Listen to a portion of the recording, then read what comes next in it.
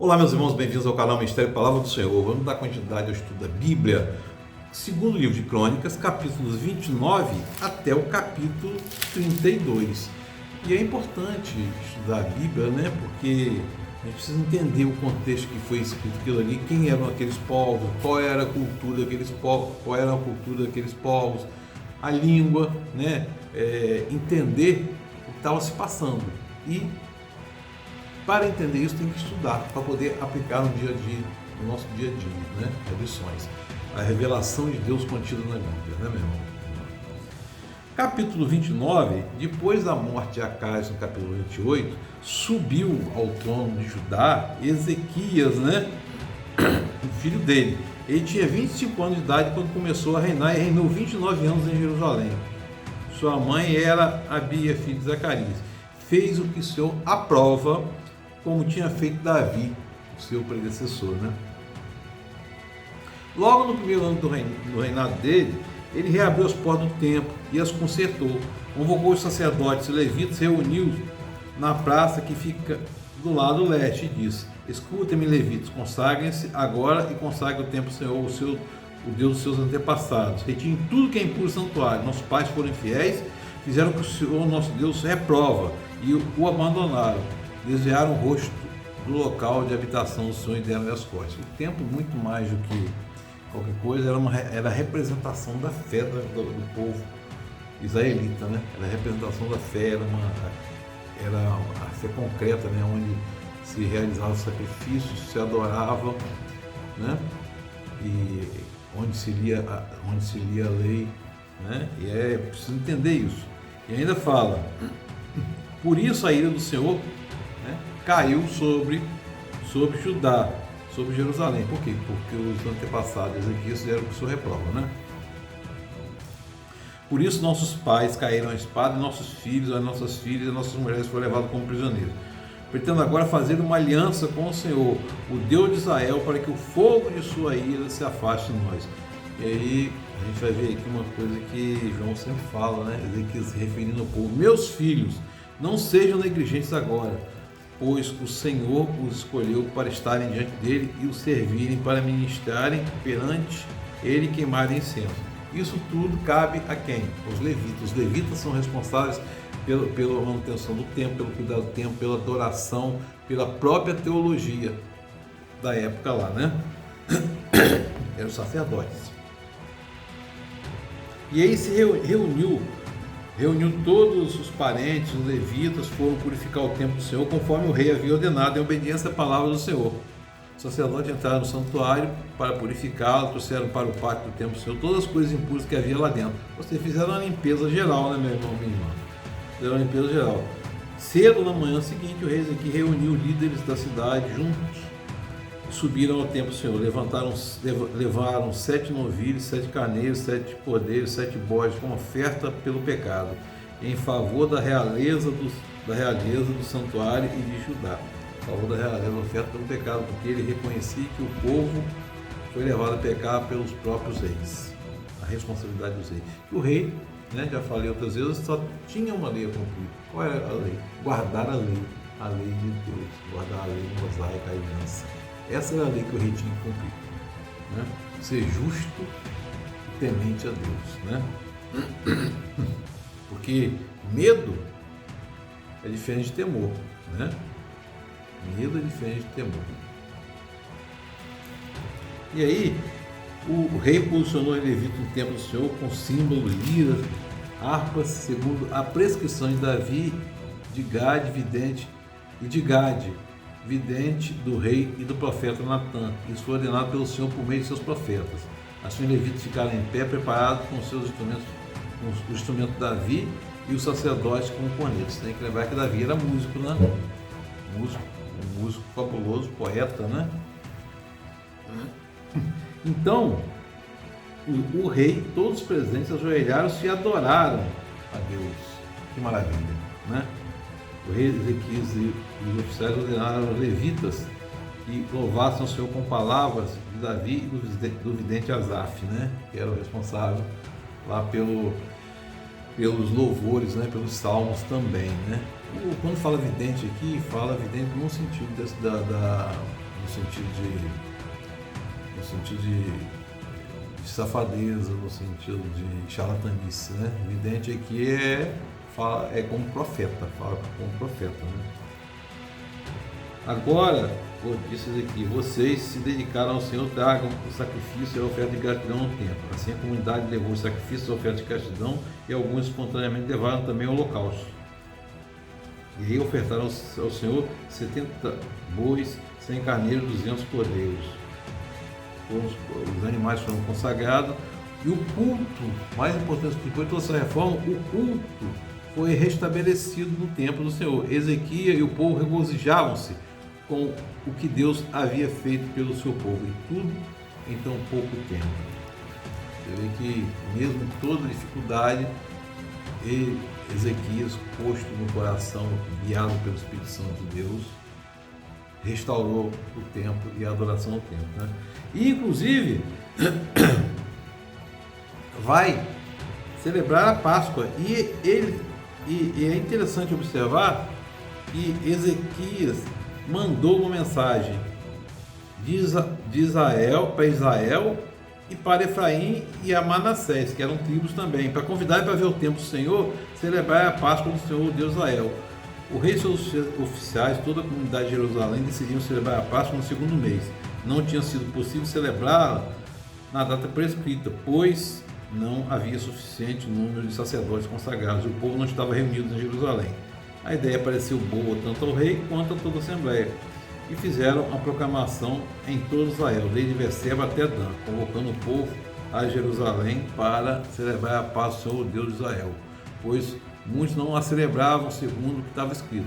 Por ordem do rei, os mensageiros correram Israel com as cartas assinadas pelo rei e pelos seus oficiais com a seguinte mensagem: Israelitas, voltem para o Senhor, o Deus de Abraão, de Isaac, de Israel, para que ele se volte para vocês que restaram escapados das mãos dos reis da Síria.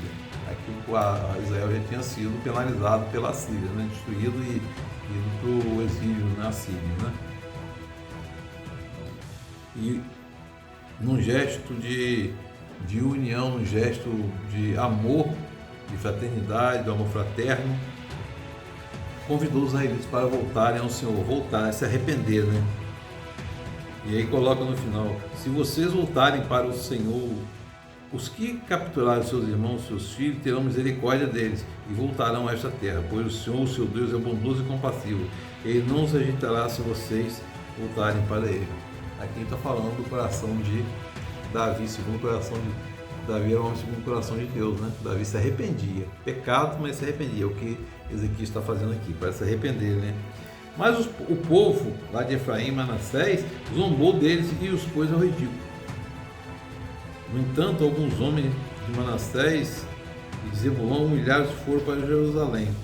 Já em Judá, a mão de Deus esteve sobre o povo, dando-lhes unidade de pensamento para executarem o que o rei e os oficiais haviam ordenado conforme a palavra do Senhor. E eles celebraram a festa dos pães sem fermento, né? Retiraram os altares que havia em Jerusalém, fizeram todos os altares de incenso, atirando no vale de Cedron, e foi restabelecido